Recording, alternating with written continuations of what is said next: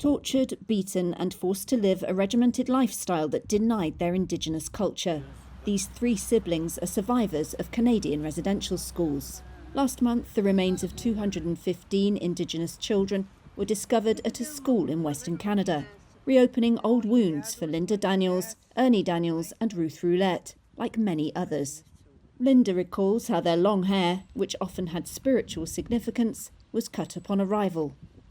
And they cut my hair off, and I looked at my hair, and then it was so devastating. And then they washed us, they put this DDT on us, and I had headaches for a long time, and sometimes I still have headaches. Food was inedible, she and many other survivors say.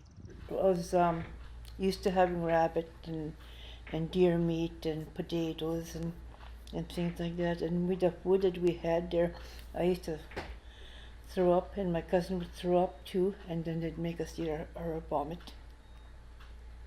And for many years, I still have ulcers because of that.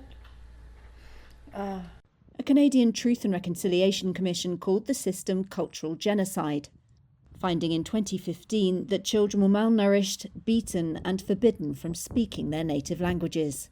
The schools operated between 1831 and 1996 and removed about 150,000 Indigenous children from their families.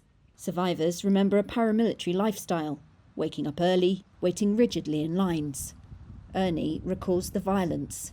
Because I was young, so I got tortured, I got beaten up, and you name it, as a young child. Indigenous groups plan to search residential schools across the country as they mourn those stolen childhoods. When the news first came out, I'm raising a great-grandson, and he's 9 years old. And that night he was playing outside with lots of his friends.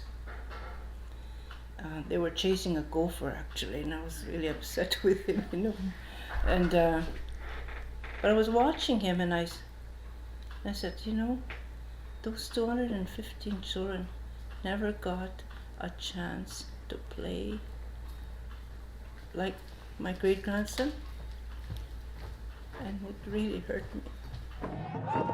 The Canadian government has formally apologised for the system.